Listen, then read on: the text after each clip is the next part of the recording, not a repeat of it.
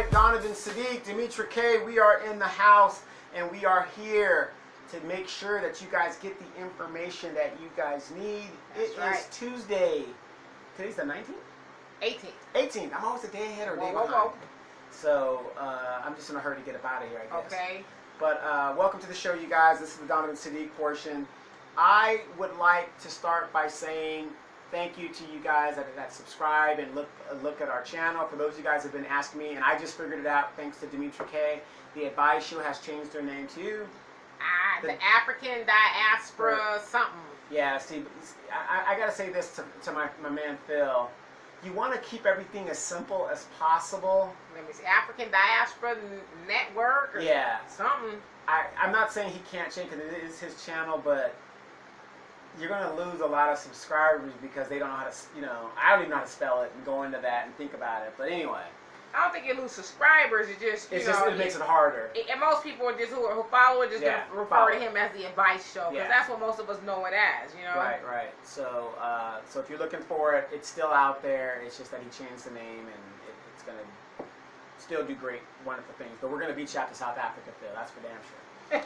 So, again, thank you guys for coming to the show. Don't believe the Hi Donovan Sadiq section. Before I start, the African Diaspora News Channel. Okay, so that's what it's called. So if you guys are looking for it, if you're interested, please subscribe, like, and like I said, he's a very informative brother. And as the black media, we as black media need to support each other as well and put those good information things out there. Behind me right now, for those of you guys that are watching the YouTube channel, by the way, Dimitra K's last thing got flagged because we had a little clip of good times, but it'll be up as soon as they clear it because, again, every show I put up fair use. Yeah. And it was Father's Day, and so that was a Father's Day segment, and the segment that I used was the one where James in Florida and the gang, JJ joined the gang, or that thing, and I thought that would, the importance of having a father in a family, especially in the black community, is so important because that is the central figure, the protector, the warrior, the leader. And when you took James out of the good times, it changed the whole dynamic of the show. Right. It totally did because it's just a different aspect. So that video will be up, but it is still on the podcast and a lot of things. So it'll be up soon. And then it's also on her Facebook page. So go to Facebook and you can see the video there, but it'll be up on YouTube soon enough. Behind me right now is a green screen. If you would pull this green screen down, you would see a door.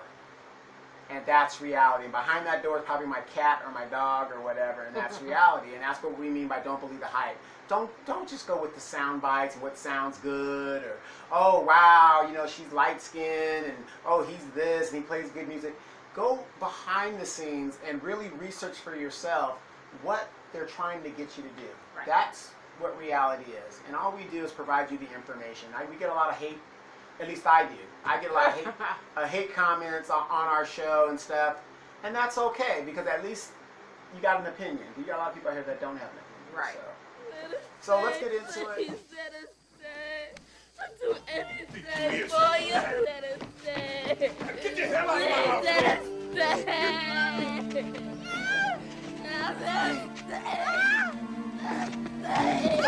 No. You ain't never coming back here. Get out here.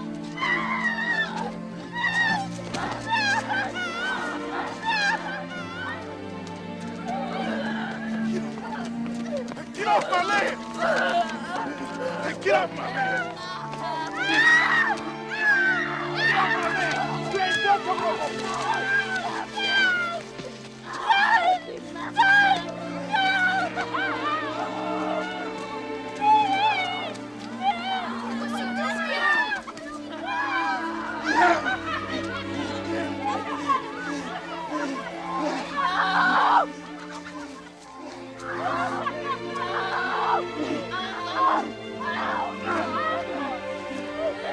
Daddy!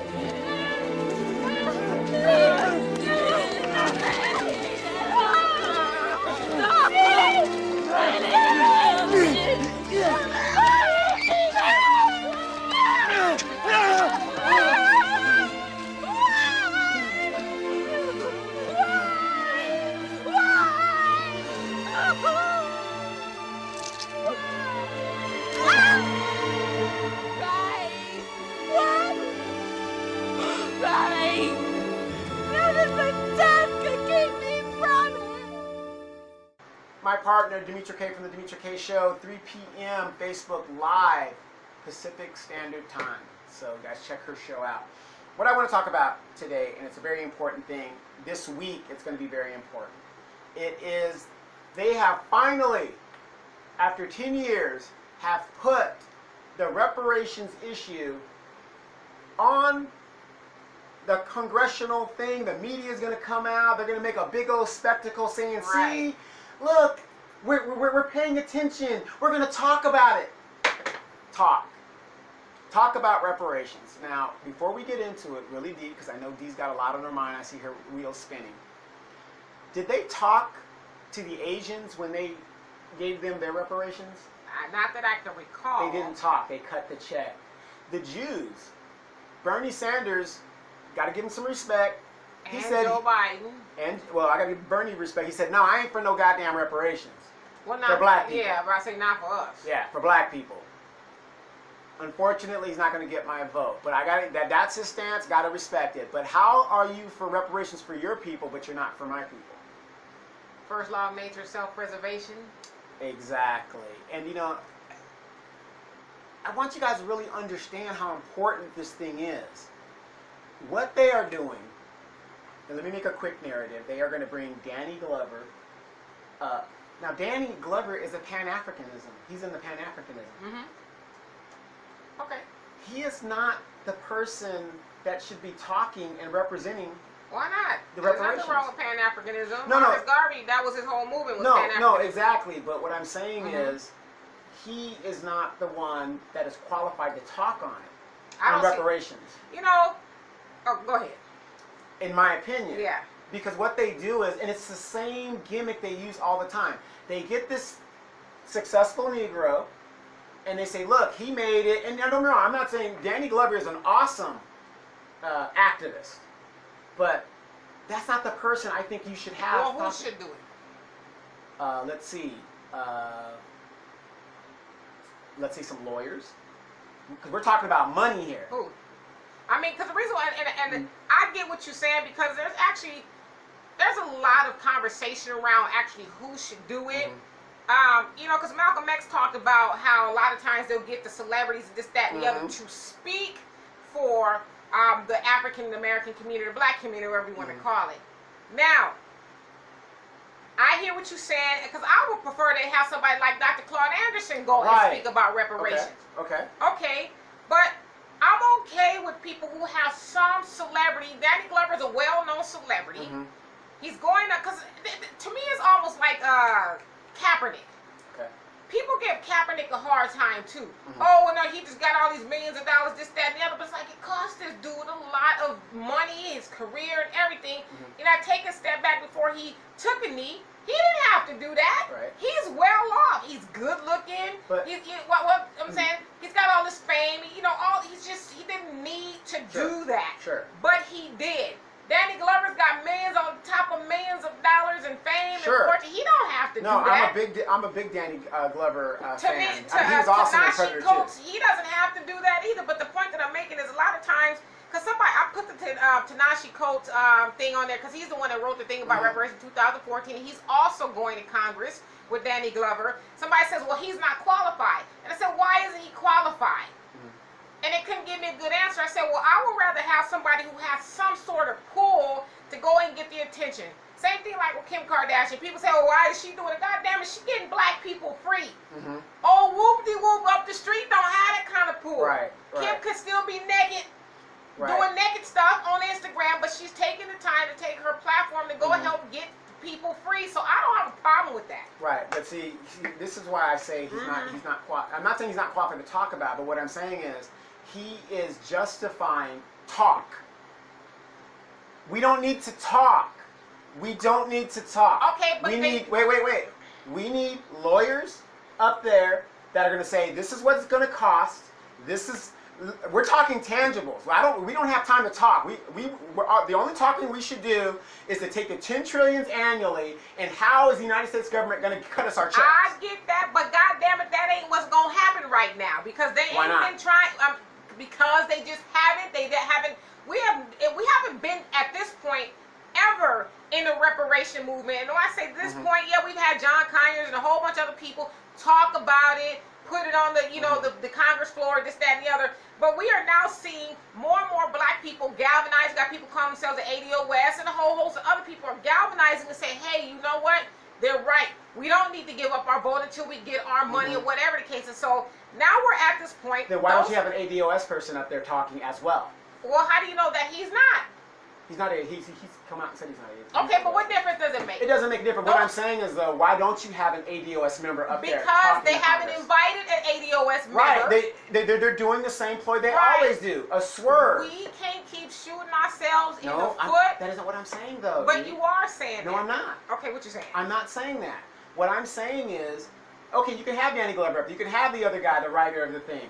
What about the other people that should be involved in this? And I don't even think it was a conversation. Well, I'm asking you, like, who? It doesn't matter. You need lawyers up there. You need a member of the ADOS up there. But they're not there at this moment. But who's and this goes back to what I'm trying to tell you. It's they're not the same going to just write us a check, right? They're not going to just forget write the us check. a check. Who is making the decisions of who gets to talk and who doesn't? Okay, do we even know what they're going to go say? Yeah, they're talking About what? reparations. Okay, they're talking about reparations. Do we know what exactly? Do you know if they're going to go and say, hey, write us a check today? Do you know exactly what they're going to be saying? I don't know what they're going to be saying, but what I'm saying is Congress, congressional black talkers, these people have been up there for years. I get it.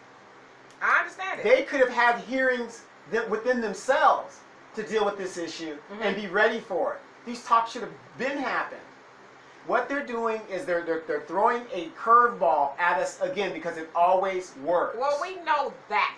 I think that's a given that they, being the CBC, Congressional Black Caucus, we know that's what they're doing. We know there doesn't need to be any research or any of that kind of stuff because it's been researched to death. Like I said, I would that they would invite somebody like Dr. Claude Anderson up there because he has it down pat. He has his powernomics thing, talks about group economics and the whole nine. He understands what it is that need to be done. But until that point, see, that's the kind of stuff we need to be pushing for instead of saying, oh, well, this person shouldn't go. Because when I ask people, well, then who should go? Nobody really knows. It just know, well, they shouldn't go. Well, Demetra K should go. I mean, I don't have a problem with it. Demetra K should go. All expenses paid, of course. Right. But the point I'm making is, well, then we should be getting behind that. Like, we should get behind somebody like Dr. Claude Anderson and say, this is who, but see, the problem with this is, within the ADOS community, there's a huge schism. I for a fact know that the leader, Yvette Cornell, who was the one that kind of reinvented the ADOS, because it's not a new concept. Right, and there's another guy named Tone Talk. Yes, she has spoken very ill of Dr. Claude Anderson, very disrespectfully, and so there's that whole schism. There's a lot of people who like Dr. Claude Anderson, but you can't go around disrespecting people. And so when we say, oh, well, Danny Glover shouldn't go or Ta-Nehisi Coates shouldn't go, and then we don't have a person who should go, that's problematic because it just seems like we want the progress, but we don't want to get behind the right person who should go. No, and and I agree with you wholeheartedly what you're saying, but here's the thing. Who made the decision that Danny Glover's going to talk? Doesn't matter, okay? Right. It doesn't matter. Here's my thing. Congressional black talkers are up there doing what they're got to do. That's fine. Louis Farrakhan should be up there speaking. Okay, well, you know that's not going to happen. Right. But you see what I'm saying? Yeah. It's the same curve. And so my point of this heated debate right here is this issue, regardless of what side you're on it, who can talk, who doesn't need to talk, we need to pay attention. Well, yeah, and I think to what's been said. Because we have been paying attention. I think that's why, I know that's why it's going back. Because even Ta-Nehisi Coates said when he wrote the thing in 2014, up until now, he didn't think that it was going to go as far as it did. He thought it was just, revisiting it. That's because the black media kept focused. And so they are, now it's getting more attention and more traction because it's more, because I remember back in the 90s, when my mom was like, hey, they taking, and I think it was Dr. Claude Anderson, if I'm not mistaken, they're taking the case for reparations back to Congress, and, we need to all sign this petition. I remember signing. And then they basically said, don't come back to us with this mess no more. Right. That was in the 90s, and so people went away. Right. But now, people are much more awake, and they're not going away. So I don't think people are awake. I think they're just tired. Well, whatever. But I'm interested in seeing what's going to come out of the talks, what they're going to say. Nobody really knows. But I think we really need, not just saying this about you, because I've talked to a lot of people, we need to get out of the habit of shooting down people who are trying to help us. Like, we're not at a, we shouldn't send, okay, we have a problem with people like Steve Harvey, okay. I was going to bring that up just now. Because we know his thing was self-serving. We don't know it, and I know for Danny Glover to be an activist. Yeah, so do I. So, like I said, I loved him in The Color Purple. Oh no, that is how you're supposed to. That brother wasn't acting. Right, but we need, let's see what they got to say instead of well, they shouldn't go. But what I'm saying is, Danny's how old? Danny's got to be in his late 60s or 70s. Right. Right. No. Big props to him for being invited. But what I'm saying is, we shouldn't. I want everybody. We don't need to be talking. We know that. Okay, we know that. What I'm saying is, along with Danny Glover, there should be some lawyers there. There should be some economists there. But we don't know who's going to be there. I know. But, yeah. And isn't that funny? The issue that has to deal with us, and we don't even know what's going on. Well, I say this. Big ups to Danny Glover and the whole host of all the other people who are serious about getting reparations for black people for going up there on your day off where you could be golfing with white folks and doing all the other stuff because you got your money. Because that's the thing. People are saying they got their money. Right, but see, that's why I'm skeptical and I'm cautious. And I'm not, like I said, I'm not here to bash Danny Glover or any successful person. But what I'm saying is, it's the curveball. They use the same thing because it always works. Hey, come on, y'all. Trump ain't so bad. Give the man a chance. Right. Your girl, the singer. Who? Michelle, what's her name is? Chrisette Michelle. Yeah, Chrisette Michelle. I'm trying to unite everybody. No, she was trying to cash a check. See, and that's what I'm saying. I like Danny Glover, and I'm just saying, be careful. So they're actually going on Juneteenth. That's when they're supposed to go. And I think it's important that you guys pay attention. I'm not saying sit there and watch C-SPAN and all that.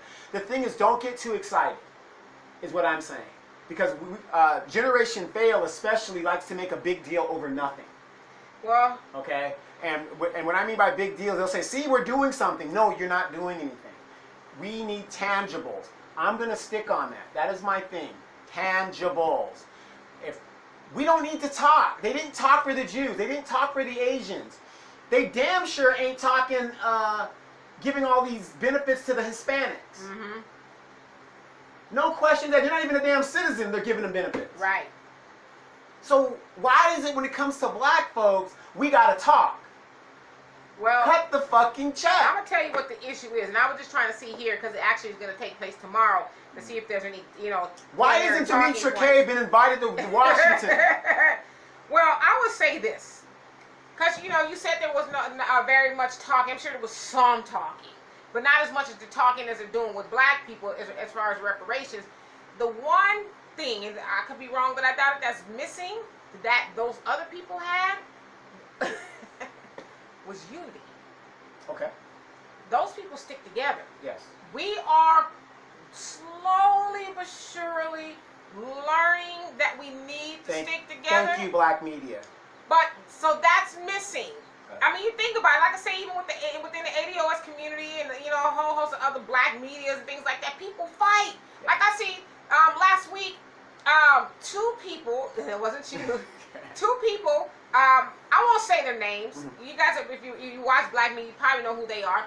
They're fighting. Mm-hmm. It's a guy who's very well known in the black community, and a girl, or a lady I should say, mm-hmm. who's kind of come on the scene within the last, I guess, year. Mm-hmm. She's calling him, you fat mother effer, big mm-hmm. neck, whoopty whoop, right. You blah blah blah, you blah, and he's trying to be cordial about it, but he was just basically saying, I didn't know that it was gonna turn out like this. Right, I didn't know you were a hoe.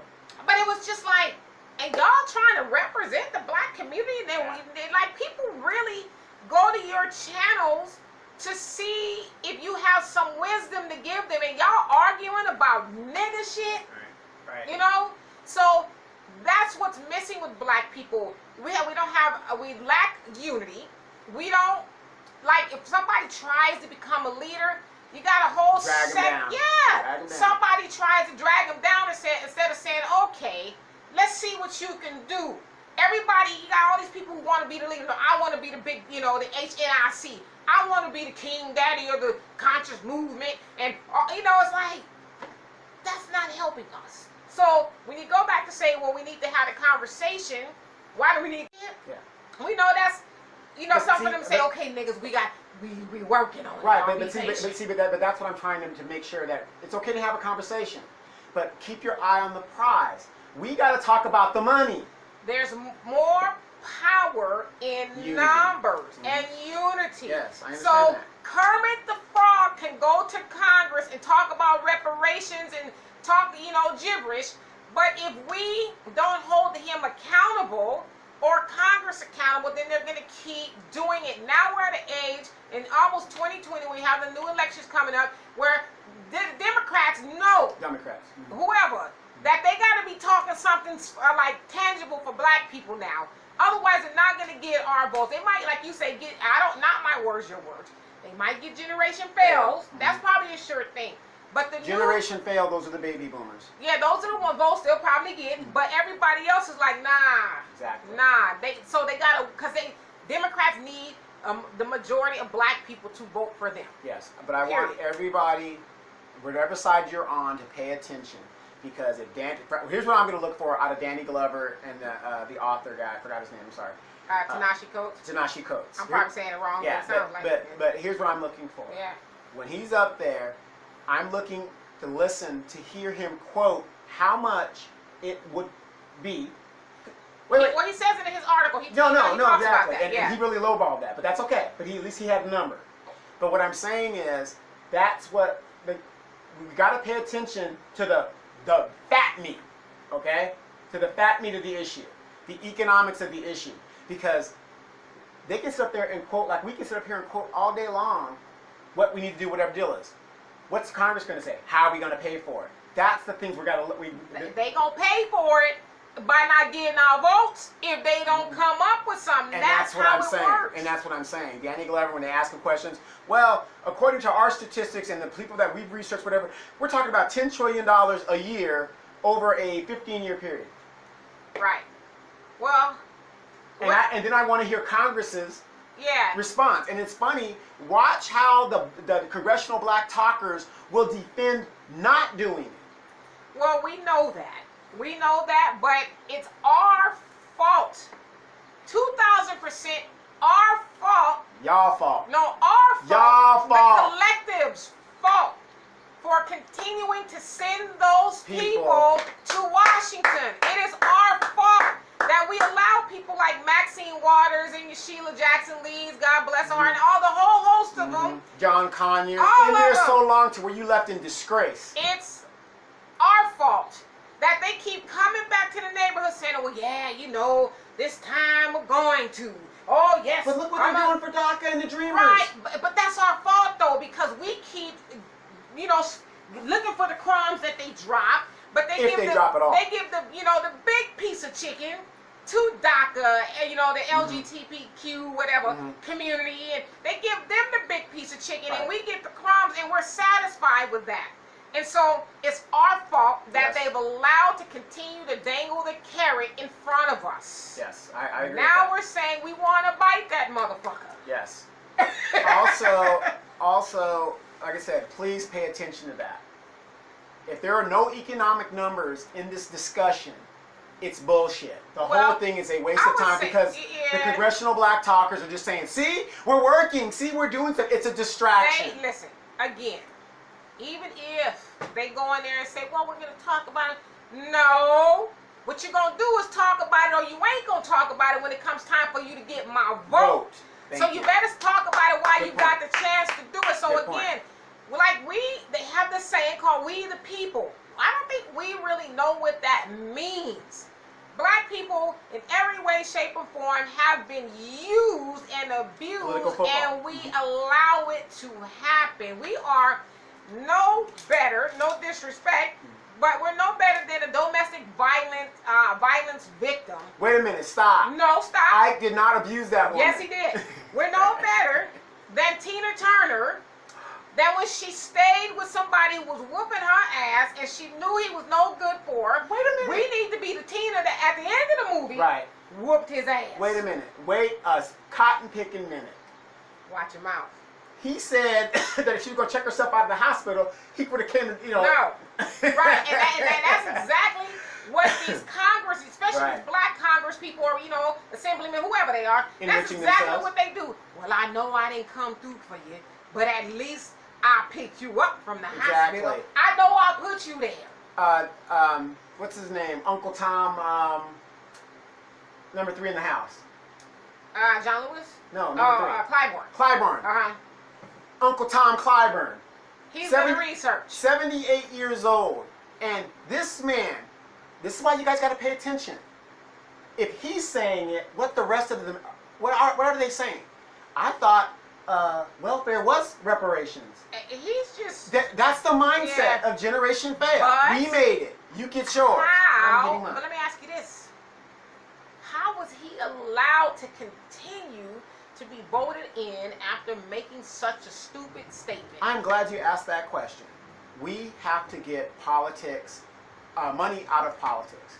Period. No, but we got to put sense in the politics. Of course. But the biggest problem is the money in the politics. He wouldn't be in the position that he's in if he wasn't willing to sell his fucking soul and the white establishment in South Carolina that backs him. Because he isn't getting his money from his constituents. That's for damn sure. But he can't get that money and be in that position to get the money if it wasn't for his constituents. And so he can be making comments like that. But what I'm saying is, when you have money in politics, you can put up signs, you can do that, and you just mislead. He wouldn't get that money if it came directly from his constituents. Right. But again, you know, regardless of where you get the money from, the money can't put him in office. The people and their votes put him in office. How do you know? That's the way it's supposed to work. The Russians could have hacked the ballots. Don't matter. Up until Russians hacking ballots, that's how they get in there, is through the people. I wouldn't continue to vote for somebody who keeps dogging me and saying stupid stuff. I agree with you, but I disagree with you. How he keeps getting in there, and especially all of these representatives in the black community, apathy that is rampant in our damn community. Okay, but whether it's apathy, slapathy, whatever, we still keep voting for them. Yes. And the apathy goes to your comment about Ike and Tina. Well, I did come pick you up. And, yes, you did. You did come pick me up, even though you put me in the hospital. Right. You know. No, but here's my thing. You get a little soundbite. I'm claiming my time. We love to be, like you said, entertained. Yeah, we do. The Holy Ghost. You know. And we think, okay, there's another 2 years for Maxine. She's fighting for me. But what has she done after she's reclaimed her time? Nothing. Did you reclaim our time? Wait. Remember she was saying, well, you know, we got to impeach him, whatever it is. They've silenced that bitch. I ain't heard from Maxine in a coon's age. Whatever the hell that is. Exactly. I've not heard from her. So, you know, all in all, you guys need to pay attention. No matter what side of the fence you're on, pay attention. Because right now, they're talking. And that is a good thing. I don't disagree with you on that.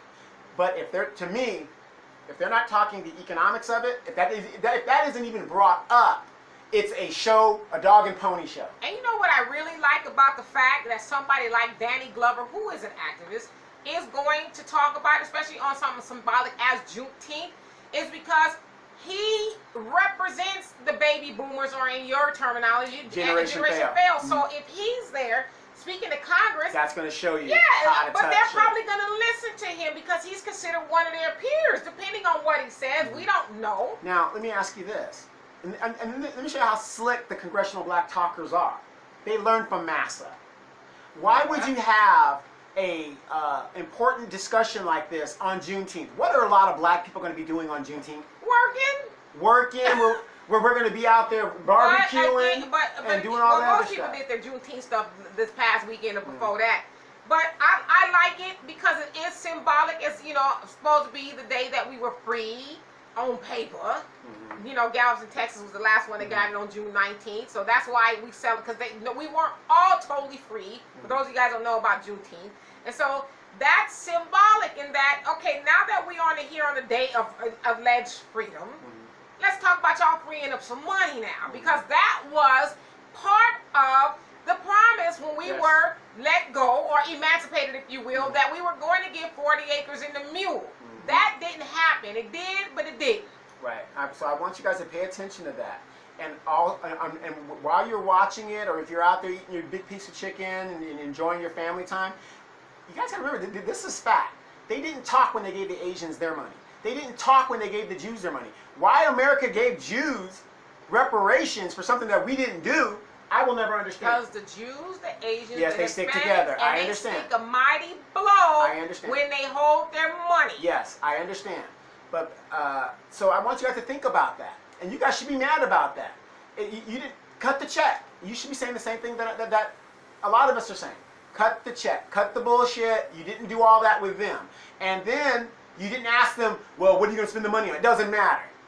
Like you said, Dee, why aren't you invited up to Washington? Because Dee said this. You cut us the check, we're going to put the money right back in the economy. I mean, if they were smart, that's what they would give it to them. Because 97% of that is going to come back. But while this is the one thing we can benefit from these so-called talks. While they're talking, we need to preach and teach and reach each other and say, listen, I don't believe in if. When we get this money, we need to talk to each other. Like, seriously, have this conversation. Don't take your ass and get no Jordans and, weaves and gold. Let's put this money to work so we can be free of this oppressor and this devil that keeps mowing us down in cold blood, locking us up, disproportionate. Let's do something with this money instead of giving it back to them. Otherwise, we don't need it. Right, absolutely. I also want to bring up, and we talked about this on the Demetra K show, it's very important. How many of you guys remember, her name is Horsford? She was a lady that was found dead in Georgia. She had gone to a adult slumber party. Some people are saying it's a swingers party, whatever it was.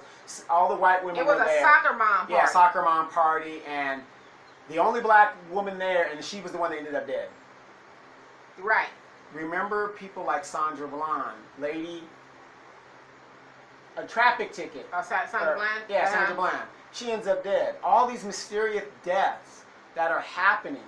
Now, I know a lot of people might think that I'm crazy or whatever it is. Do you know what a ghoul is?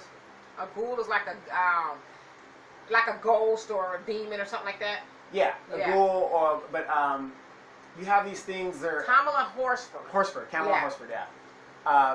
If you guys haven't heard her story, you guys need to check it out. Because here's why I say keep remembering these incidences.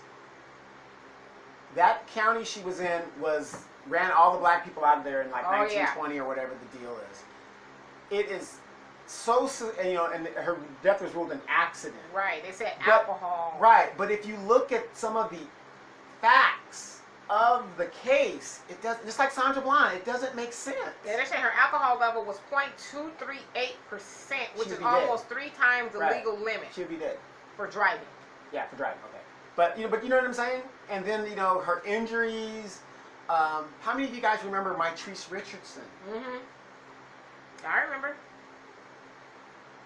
People, in all seriousness, you need to wake up. White supremacy is on the rampage. They're talking about marijuana and Xanax were also found in her system. Okay. Now, this goes back to what I've been saying about, and I talk to my nieces and and people like that, because people never believe me that I ever smoke weed. They go, everybody does it. No, everybody doesn't. The reason why I'm terrified of doing shit like that is just what Demetra K said to me years ago. You don't know what they're cutting that shit with. Right. All it takes is one hit and your brain is fried. Now in the Mitrice Richardson case, even though that was suspicious, and by the way, Kamala Harris backed the law enforcement in that case, black woman against black woman. Right. Just dogged him out. And Mitrice Richardson's dad even said, y'all vote for this woman, y'all a damn fool. Right. I have no doubt, of all the homeless people that I see, I saw a guy yesterday walking, just white boy, looked like a foot was in his ass, and he's trying to hold up his pants, and he just frazzled. How does a person get like that? Oh God, how much time we got? And don't get me wrong, I know there's mental illness and stuff, but that isn't mental illness. What I saw wasn't mental illness. That was a guy that probably, tried something real bad and it just fizzled the brain. It's a possibility. It's always a possibility. It's not going to happen to me. It could happen to anybody. You know, and that's a good thing too, because a lot of times, you know, especially speaking about homelessness, that's where we're going to go with this. A lot of times, not saying you, but a lot of times people have preconceived notions about how people become homeless. Right. I think overall, a lot of people think, oh, they're just lazy. Right. Or, you know, whatever, something negative, and a lot of times it's not true. And I'll tell you guys a story. I probably told you guys this once before. I was downtown Riverside doing legal stuff. Okay, gotcha. You weren't on university? I was actually, but that's not okay, what I was. Right. I was actually on university.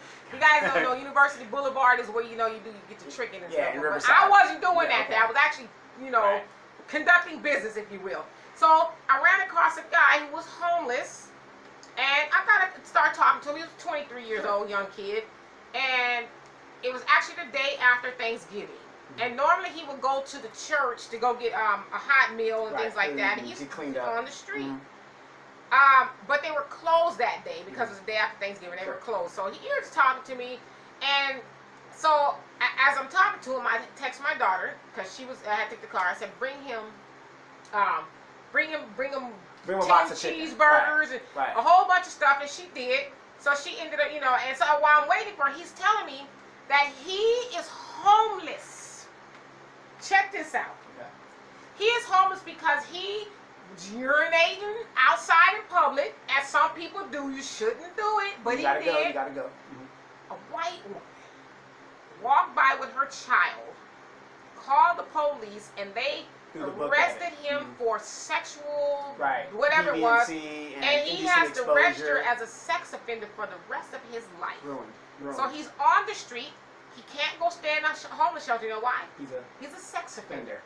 The church can't help him and let him stay and all that. You know why? He's a sex offender. He can't go to Georgia to live with his grandma because he's on probation or parole. This guy is stuck. Right. And he's homeless. Can't feed himself. He's a kid. This guy is a baby. 23. And he can't feed himself. And so a lot of times when we pass by people on the street, we think, they just done the other. No, he just violated it because he's peeing. And she felt like she did. Like, keep moving. Why are you going to call the police on him for?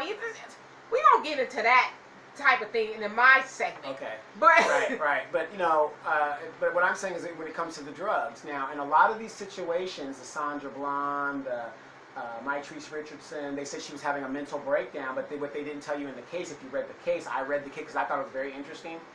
No doubt, the police killed that woman, in my opinion. Oh, for sure they did. Okay. However, she was under the influence of marijuana, which is not a crime. Okay, she's under the influence doing her thing. That's fine.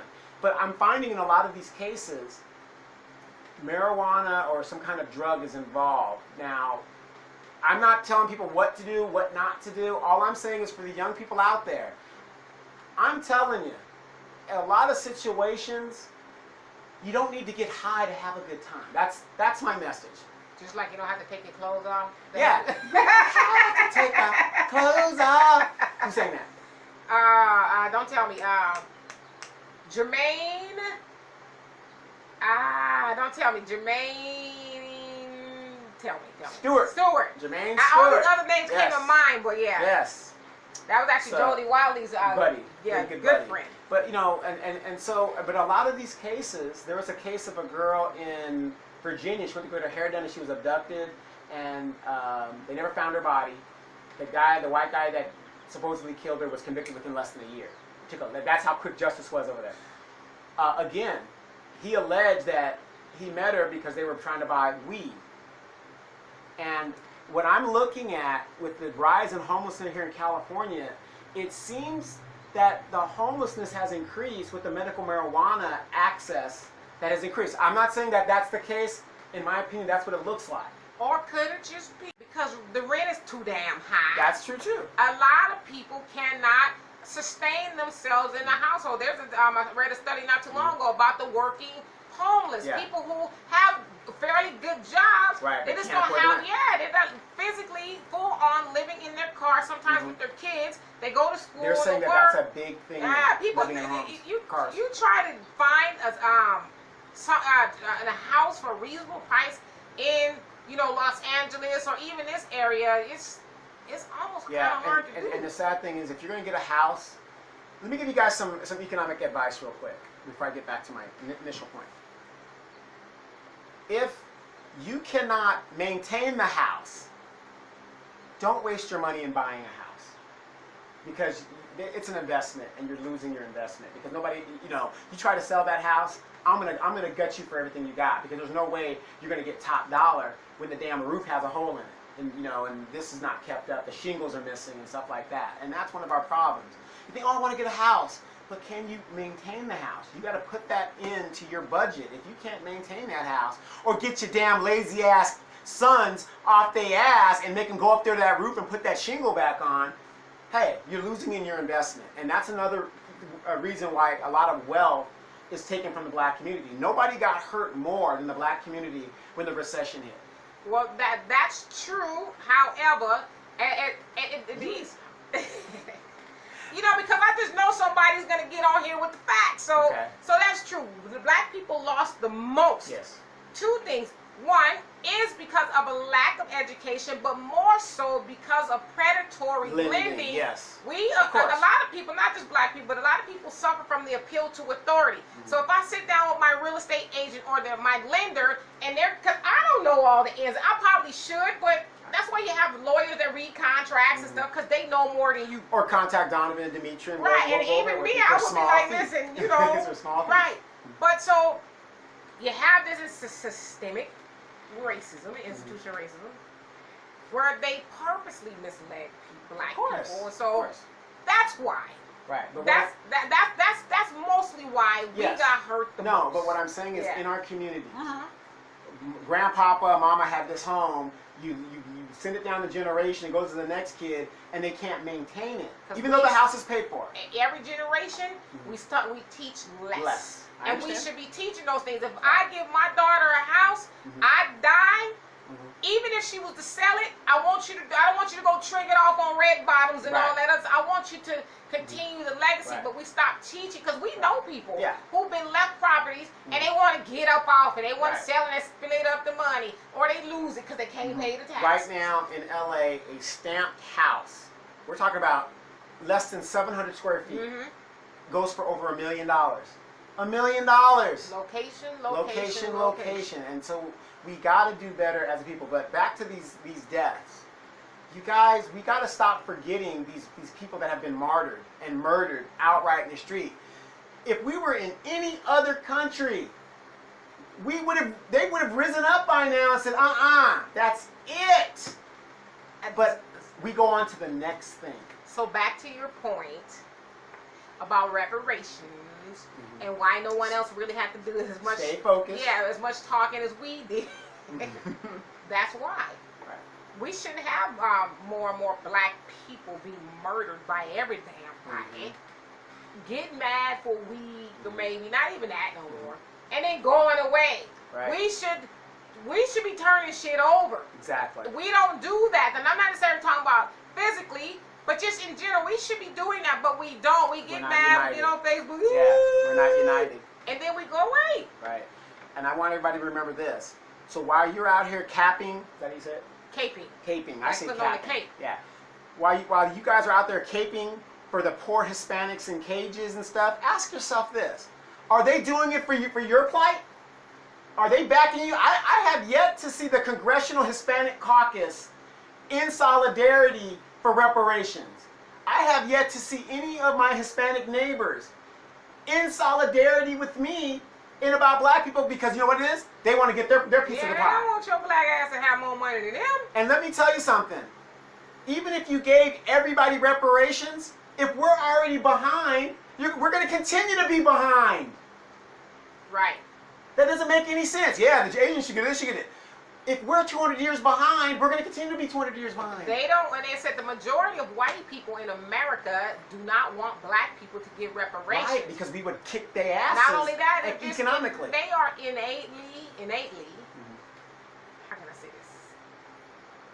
Just a little evil and racist. Yes. They are. It's just the truth. Like, why wouldn't you want me to be well? Why wouldn't you want my This system is established to having somebody on the bottom, and that somebody has always been us. And then that's well, you know, we didn't do anything, you know. And because we're at the bottom and we are brainwashed, we are consumers. We are trained to be consumers. We produce nothing. And they know that, and we know that too, but we refuse to do anything about it. But anyway, you guys, keep your eyes on the prize. Watch this reparations things, learn from it, have an opinion about it, keep focused, keep these candidates. We got the Democratic things coming up. If they are not talking reparations specifically for black people, it is not reparations if everybody gets it. Right. Specifically for black people, you should not be giving them your vote. Hold these elected officials accountable. They cannot win without the black vote. You do have power. We're only 13% of the population. That is powerful. Tell that to the Democratic Party. That's right. That is powerful. No legislation could get moved in the Democratic House without the black vote. That's right. Those black representatives have to vote it. But do they care? No, they don't. Second hour, Demetri K., what are you going to be talking about? Oh, we're going to be talking about some relationship stuff with Okay. some celebrities in the news. All right, let's get to it. We're gonna pay some bills real quick, and we'll get right back to it. Stand by. Peace.